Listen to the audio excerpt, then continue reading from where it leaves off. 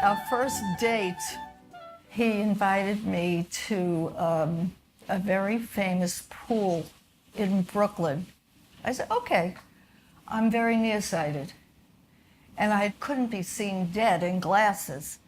So we go to St. George, and I'm sitting by the side of the pool, or I'm swimming or whatever, and I see someone on the diving board, you know, doing all kinds of tricks and dives. I didn't know who it was because I couldn't see to the end of the pool. And he comes back, and he's waiting for me to say, hey, you are really terrific. But I didn't know. That was our first date.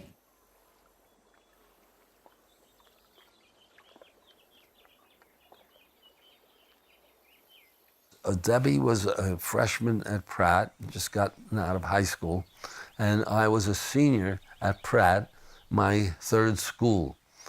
I'd been going to college for 7 years, and I have the great distinction of going to college level for 7 years and never getting a degree. I studied textile design. I studied textile design even in high school. I was a major in art. Debbie ended up quitting school when we got engaged to support us because I couldn't make a living. And Debbie was making $85 a week, which was big time. I did support us, but not for that long. Mort was a very hard worker. He worked from, I would say, 10 in the morning till 11 at night. This was his life. Well, my art, I came by naturally. My father was a very talented artist, amateur artist, and I showed signs of talent when I was very young. My mother was a school teacher, and she was very ambitious for me, and took me to Saturday morning art classes at the Brooklyn Museum, and encouraged me in every way. I had a method that was where I'd look in bookstores and magazine racks and things and see art that I knew I could do better than. I would then write down in a notebook the name of the publisher and make phone calls and see if I could get an appointment, which they usually would see you one way or another. And in fact, I had some that were straightforward. They said, look, your work is better than what I'm getting, but you're a young guy. I don't know if I can rely on you. And this guy I've been working with for years. But of course, eventually I got some work from various art directors.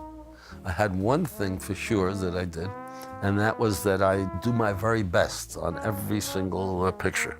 When I first saw my first pictures reproduced on covers, oh my God. I came home, showed Debbie the reproduction. I said, can you imagine? And they pay you for this too. I couldn't get over it. I loved what I did.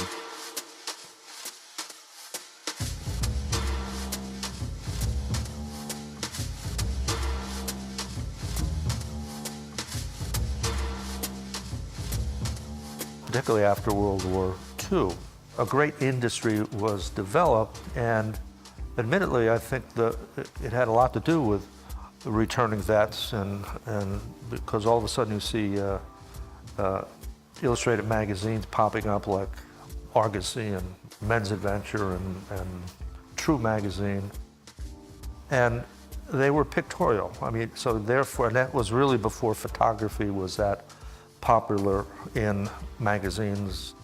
So there was a tremendous need for talented illustrators.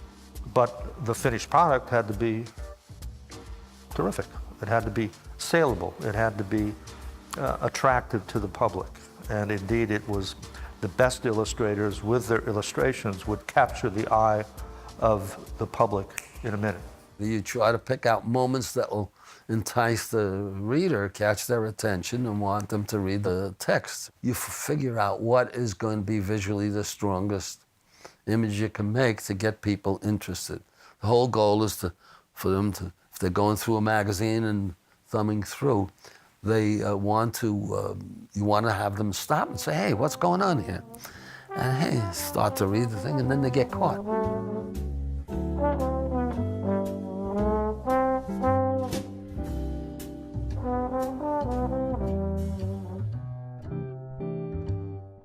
And I was always backed up and working 7 days a week, weeks and weeks at a time without a day off. And I think it went on so long that Debbie was really ready to leave. She couldn't stand it anymore. We told people we were moving to Mexico.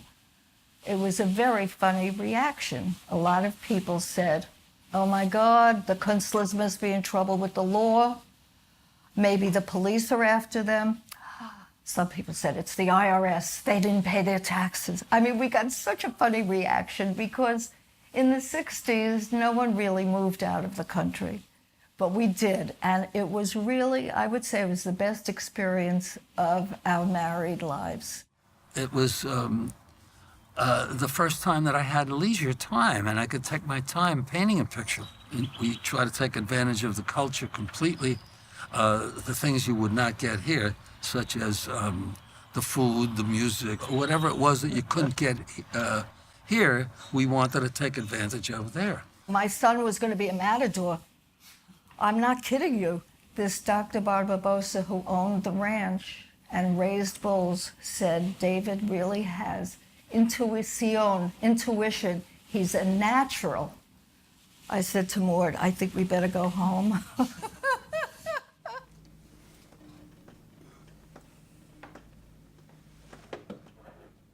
My father always worked at home, and it was very standard, you know, it was normal for me. I was really thrilled when he did Mad magazine covers.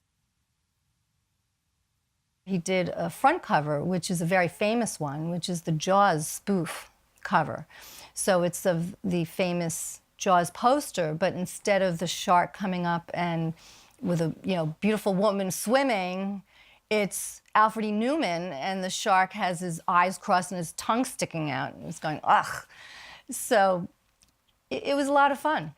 One of the paintings I've seen with my father with a paintbrush, it says Mario Puzo with his phone number. You actually are the person who created the image of Don Corleone for The Godfather. I understand that was before the movie and before Absolutely. Anybody heard of that. Mario was as I say, the editor at Magazine Management, the editor of Mail magazine in particular. I would always see Mario because I'd be illustrating his stories. He started to say, I'm going to write a killer book. I'm going to write a book on the mafia. And he always called it his mafia book. And I thought he was doing a documentary on the mafia, the way he referred to it all the time. Mario, in any case, knew exactly what he wanted, but what he asked for was various scenes that actually took place. And there was a girl, this is when Don Corleone gets shot in the street. This is Sonny, undoubtedly. And this is when yes. Michael shoots the detective, I would assume. Now, this was my idea without having read the book. And look at the character, and I wanted to make sure the gun was prominent. Typically, you would do the cover picture, which was a portrait of the Godfather, my interpretation, and then two different events that I picked. You opened the cover, and inside was a double-page spread, the introductory spread. So I have that.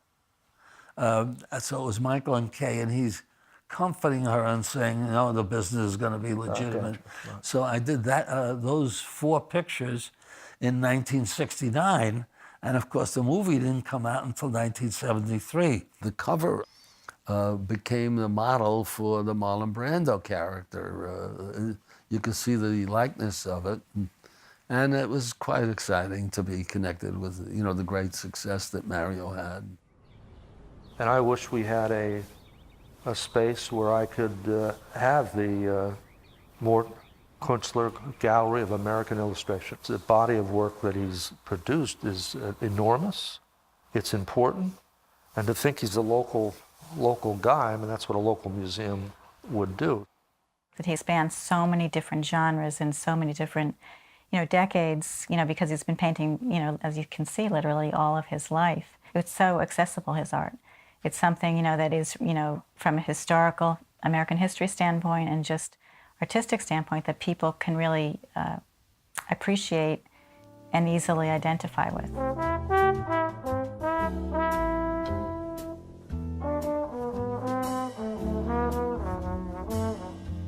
I thought I'd bring the Godfather aspect into it as well, and title it Mort Künstler, the Godfather of illustrated pulp fiction. Now, this one brings up something new. You're beginning, and a lot of the men's magazines always had a little titillation in it. Oh, talking Not about that you sexy ever girls. participated in that, but there's often a few slightly clad women.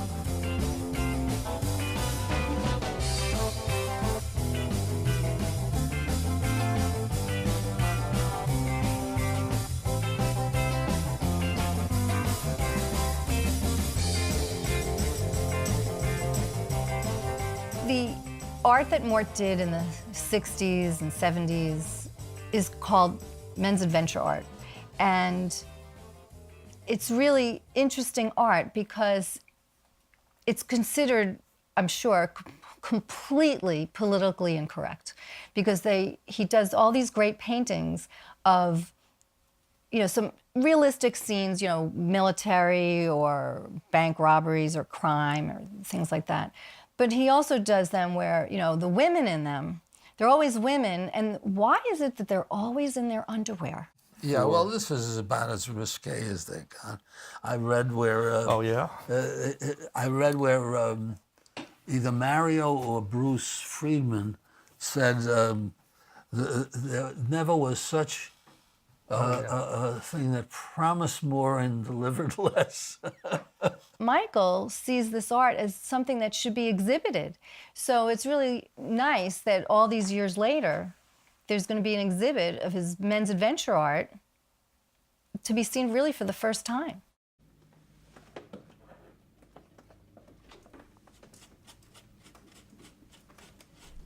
People very often ask me what is my most favorite painting, and I really don't have one. My standard answer, and it's still true, is the one I'm working on now. I think I have this intensity that when I get involved with a picture, I'm out to do it as well as I can. He's always prided himself with how much effort he puts in and going beyond what's expected of him. I do appreciate my father instilling that in me to work hard and do the best you can and to be honest about it. I think the best thing is that you love what you're doing. When people have jobs and they don't enjoy them, it's very sad. When I saw Debbie, she became my favorite model, aside from the fact that she's beautiful. She didn't charge me. It was sort of natural. We just grew together with our tastes being similar, and she refined my taste and I refined her taste in terms of illustration and the knowledge I had of how to put a picture together. And so she gained knowledge and I gained knowledge, and that was the beginning of a collaboration. But she didn't paint on the pictures, honest. I've done them all myself.